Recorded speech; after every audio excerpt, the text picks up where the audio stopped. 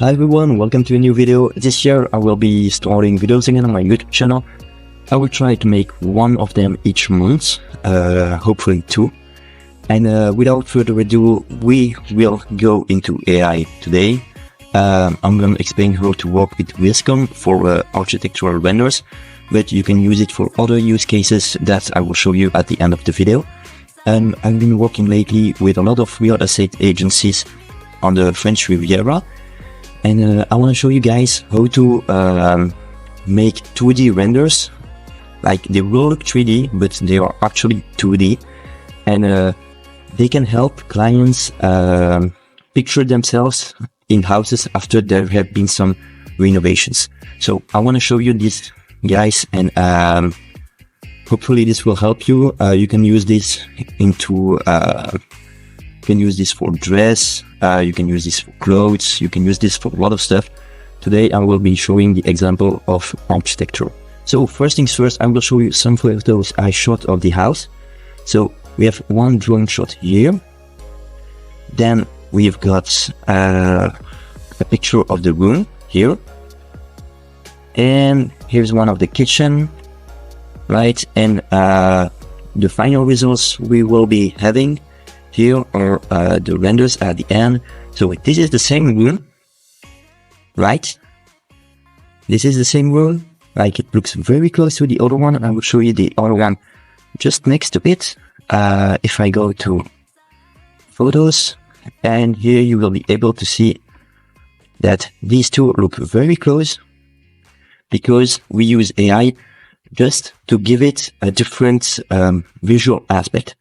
As you can see, the garden behind stays the same. That's because I used Photoshop in order to mask this part and but keep the reflections. I will show you to do that in a moment also. And here I used a completely different view. This is the view you get if you cut all the leaves here.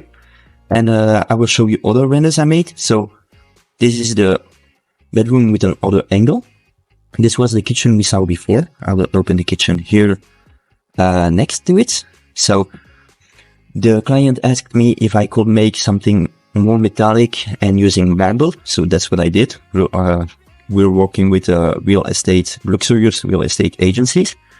So of course this is not 3D, but this can already help the architect find some concepts. And these are only renovation works. As you can see, there's no major change in the house.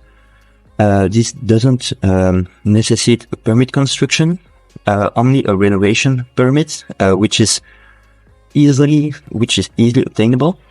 Maybe I've got some other pictures. So this was the side of the house, and I made a few of them. And this was the house from above. If you can remember the drone shot, let's see if I can find it here somewhere. Yes, and this is a drone shot. So once again, I used Photoshop in order to mask and keep the garden. I edited the video a little bit, but here I kept the pool. I only changed the house and the pool house here on the side, but I tried to keep the image the same. Now I will show you the process. So the first step is, of course, to go to VIZCOM. I've set it as a favorite here. Then you can log in. VIZCOM is completely free. There are some premium features, but you can use it freely. So I will create a new file by clicking on the button here in right upper corner, new file. Then I will start from an image rather than from a landscape mode. So I can select an image. I will go to the houses I shot for this real estate agency. And we will work this time with let's say we use the room again. So I will start with the room. Alright, here is the room. So what's very important here is that you use the render mode. VIZCOM General is very good. You don't need to use any one of the others. And you should keep the drawing influence at the third.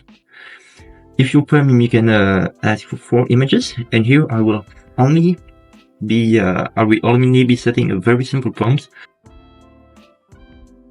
And then I will try to generate. So here is a result we got. This is pretty close from one of the other renders I made. Here you can see it kept the structure, it kept the window here. This is kind of weird here on the wall. The The couches here are also a little weird, so I'm not very satisfied with this result. I know VIZCOM can get way better, so I can add this as a layer for later on if I think it's okay, but actually I will regenerate. So this also looks very close. So what I'm gonna change here is I'm gonna decrease the drawing influence and generate again.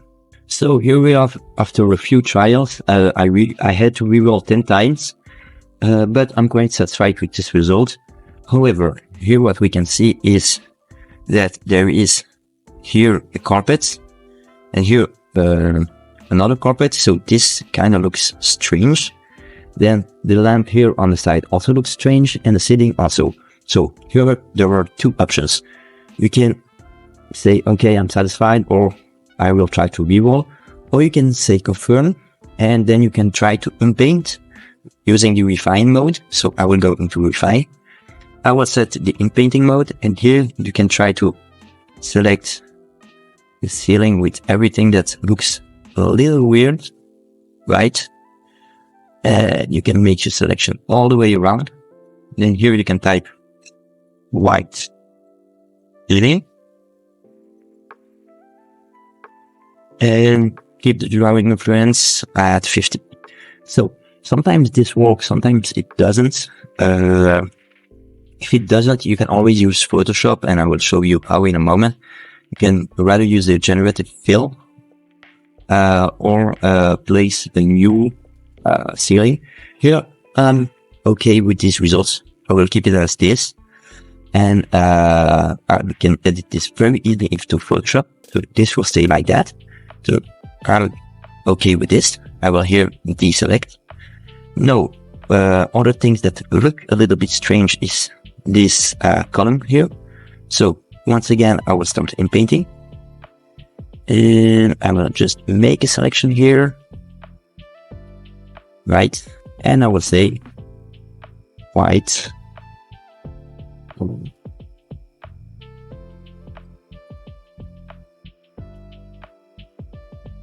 Okay, this is okay for me.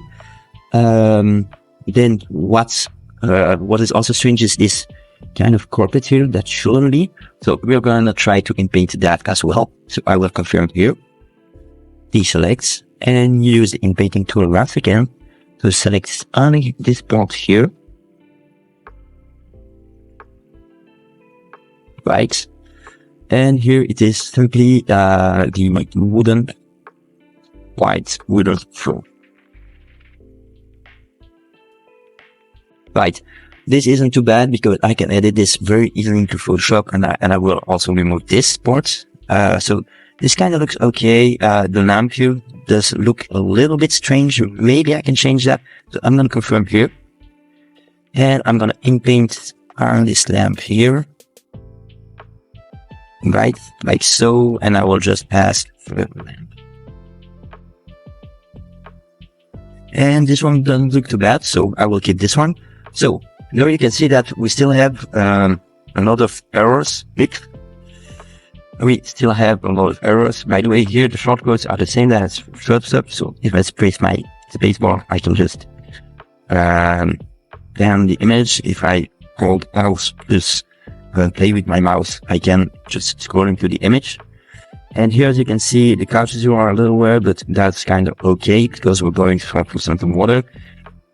And I will show you how to use the original image to keep the garden or to change the view. So I'm pretty satisfied with those results. This kind of looks a little bit strange, but don't worry, we're going to fix that in Photoshop. So once you're satisfied overall with the image, we can go to export. Here you can export it as a PSD or a PNG. So I will directly export it as a PSD. Then you can go to downloads, and here it is. So here we are again with Photoshop, and sorry for noise behind. I think my little body is having some trouble. Are you okay? He seems better. So here you can see all the layers we had in VIZCOM here on the side in the layer panel. By the way, you can change the blending mode, the opacity, and so on. For now, only multiply is available. You can also import 3D objects, which is very cool. So let's leave VIZCOM and get in Photoshop. Here we have all our layers.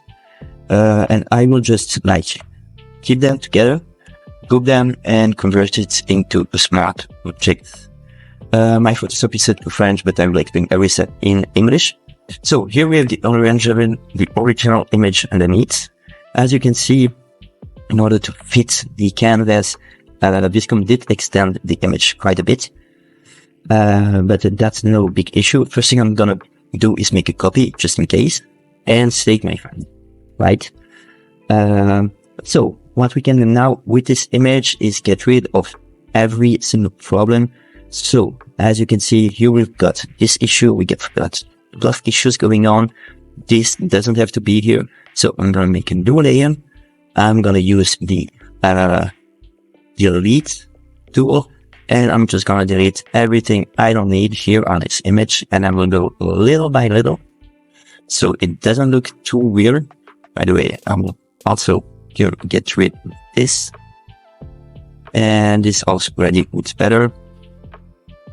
So once again, using the remove tool and to get rid of all this strange stuff here on the ground. By the way, you should know that your image doesn't have to look always perfect, because people are only gonna look at it for a few seconds.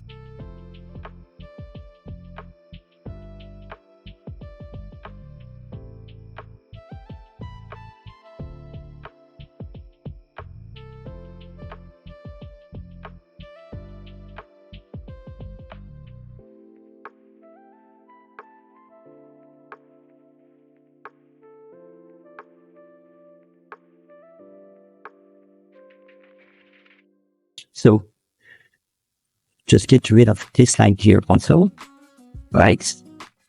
And now here we are going to use the classic scratch tool.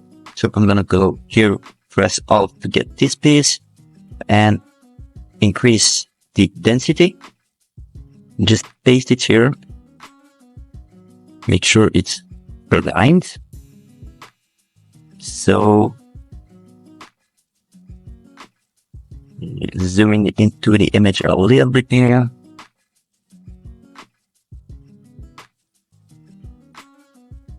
Right, and I should be able to link these two ones together, right? And if it doesn't look good as it is right now, you can use the patch tool, and this time it will try to keep the luminosity of the background. So sometimes this works better. Try to really high like this, and that doesn't look too bad, right?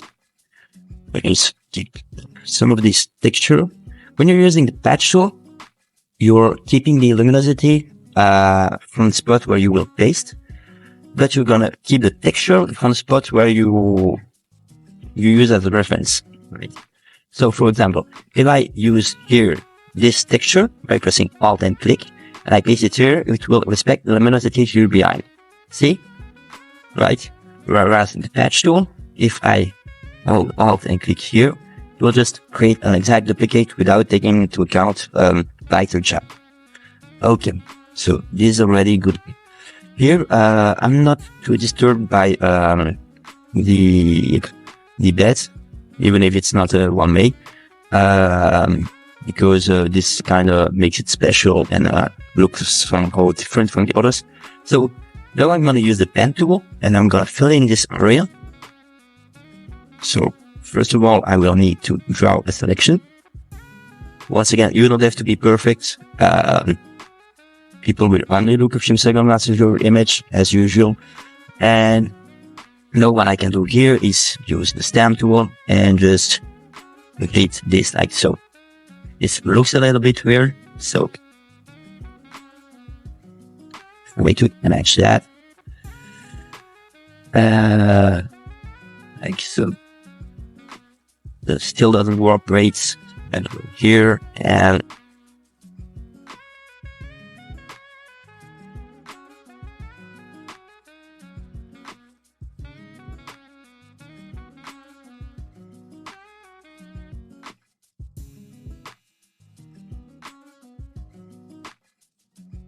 and this will make the line disappear. And now it kind of looks okay, right?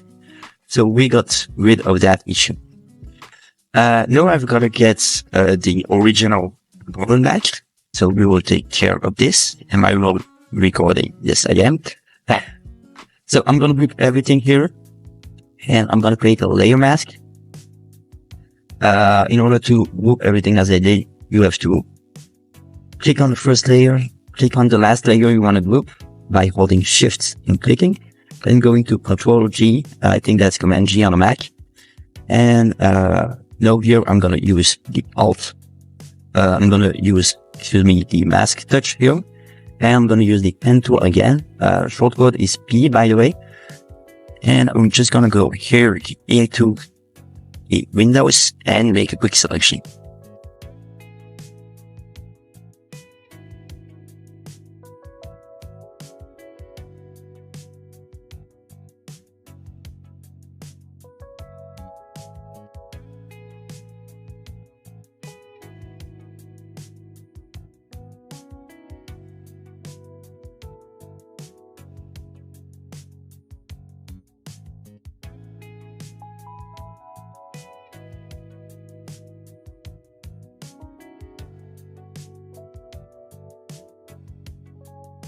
There we go, right?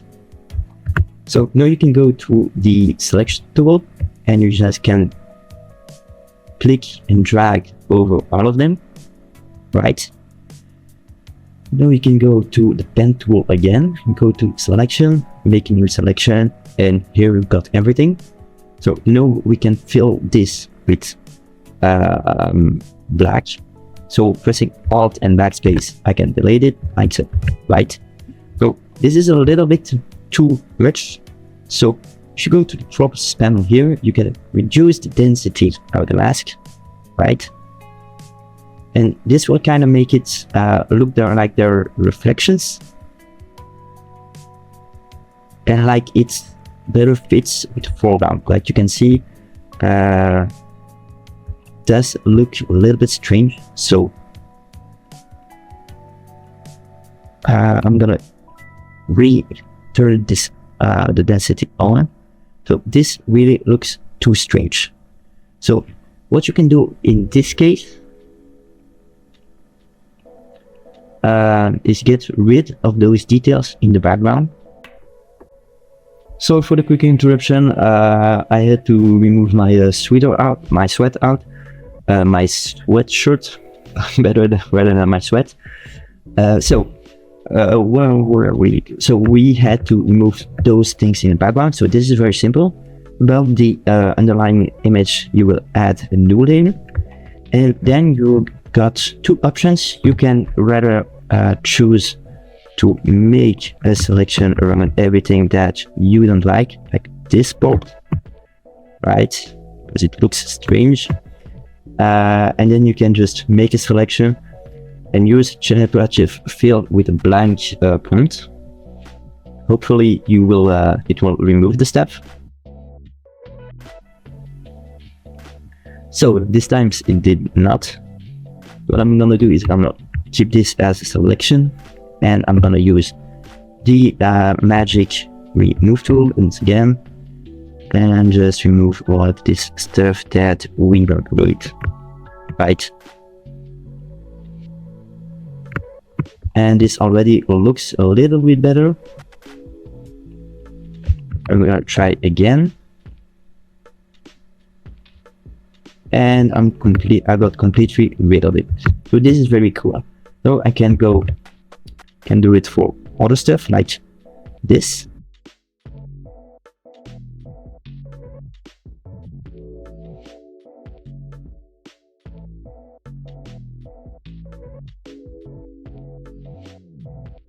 Here we have something that doesn't look that bad. So once again, I will decrease the density here. This will allow me to keep this gloss effect, right? Because if I go all the way up, it looks a little bit too much transparent, rather as if I go lower with density, looks better. So now we need to match all this and retouch the photo. If you know expert in Photoshop, don't worry, this is very, very simple. I will go through a few steps and you will see it looks very, very good. So first thing is, before retouching the entire image, I want to make this background cohesive. So there are 3 things you need to do to make the background cohesive with the foreground here. The first thing I want to do is check the saturation. So in order to check the saturation, I will go to a selective color layer adjustments, and here I've got a preset which is called saturation control. What this does is all the colors here from red to magenta are set to -100 black, and all the white, gray, and black is up to 100 plus, right? Just do this, save this as preset, and know everything that's very bright is saturated, everything that's really dark is unsaturated. But be aware that white and black are 3D colors, so they won't be taken into account. But here I can see that my background is way too much saturated. So what I can do is, here on my background, I'm gonna merge these 2 images in a group, and I'm gonna set a tint saturation layer as a clipping mask. So press Alt between the 2 layers, or go to do right click and create clipping mask. Here is set French, I'm sorry for that. And now we can just drop the saturation until it matches with the rest of the image, something like so. Deselect your selective color, and here you can see this already looks better and matches well. So I think for the saturation it's alright to have a little bit more here, because we're with because it's outside, it's brighter. There's some colors, there's the blue of the sky, the green of the garden, so we can leave it as this. Now we're gonna take care of colors. So just make a hue and saturation layer adjustment on top of everything. There's the saturation all the way up. Now you can see that in the image we have a lot of orange, and outside we do have a lot of blue and green, right?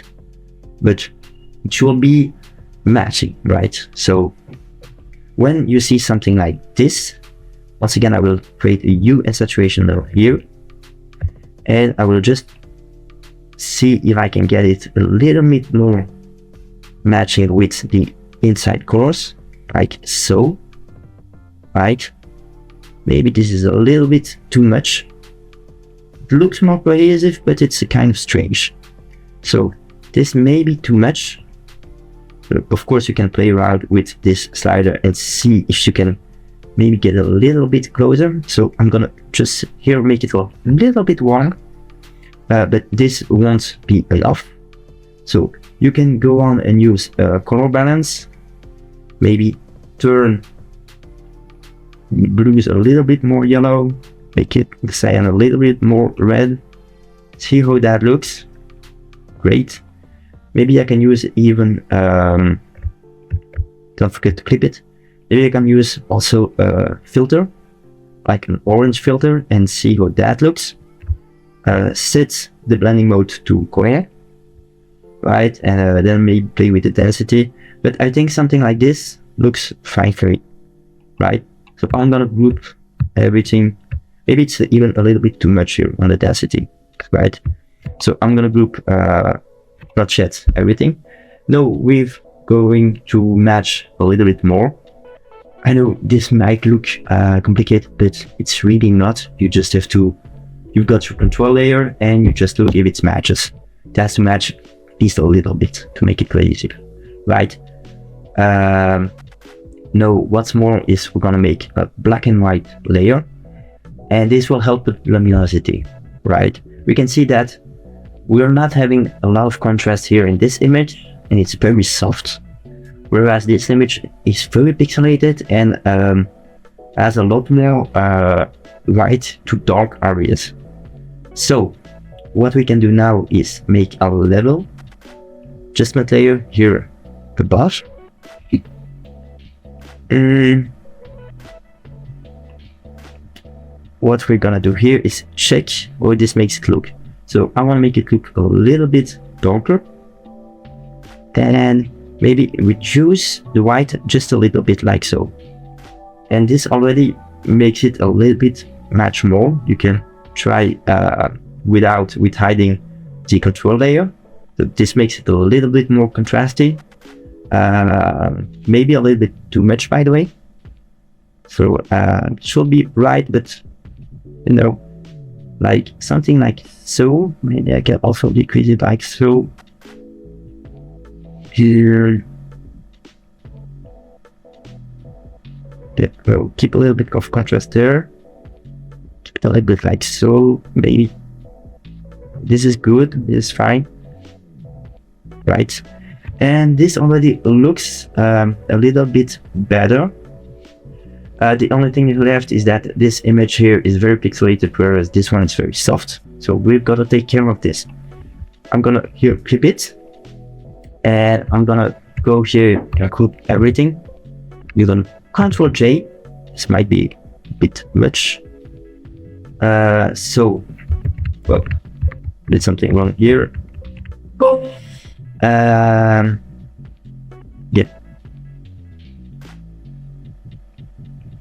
Okay, so I'm gonna take all of this, group it together, right? I'm gonna convert this into a smart, I'm gonna duplicate it just in case, and I'm gonna convert it into a smart object, right? I can first save my document. Sorry for the sound on my computer, I will turn this off. And we can go into filter, neural filters for the background image. Go to delete artifact with high intensity. This will help soften the background image a little bit.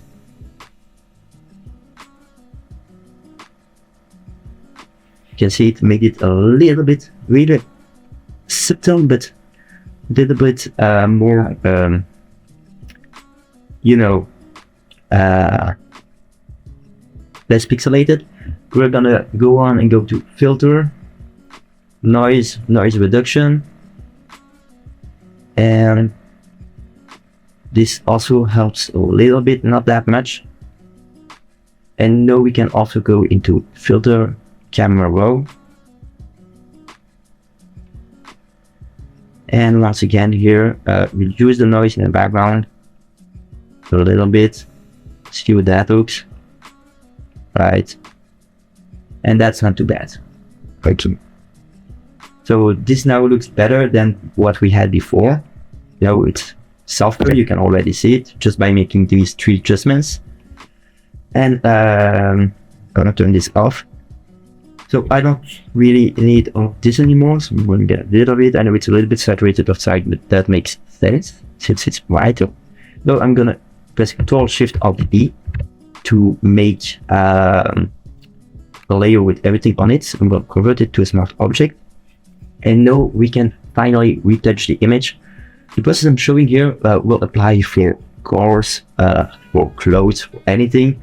It's kind of the same process. You just edit, you just generate in VIZCOM, and then you go to Photoshop and you refine the image. You get rid of all the stuff you don't need. And you make kind of more coherence if you want to insert other real elements inside of it. So I'm really showing this overall process. So here we're gonna go into filter, camera raw, and the first thing I want to do is here is the image is very dark. I want to brighten this up quite a lot. Then I'm gonna make this disappear. So I'm using the, I don't know what to say this in French, but it's behind the clarity in English, but it's behind the clarity under clarity slider, right? Something like so. I don't want it to mess too much up with this. Maybe put it like this. Increase the vibrance a little bit, right? We're gonna get rid of this noise on the wall in just a moment. So this already a little bit better. See if contrast makes it even better, right? Just a little bit. Yeah. So camera raw is really playing with the sliders until you are satisfied with the result. I think the is a little bit too much magenta. I would like it to be very kind of white. I think there's also a little bit too much yellow, so I'm gonna decrease the temperature, and that makes it really white, which is the modern look I'm going for. And then sometimes clarity is good, sometimes it's not. Here it helps with the overall image, so I'm gonna keep that. In most real estate images, you know, your photo device will sometimes add magenta and red and purple. If you don't want those in your images, you can simply go to saturation and just decrease all the magenta, all the purple, all the red. If it does affect some images you didn't, some parts you didn't want to, you can do this with creating a mask. This will be for another video, but I'm quite happy with this result. Then here, this is a little trick of mine.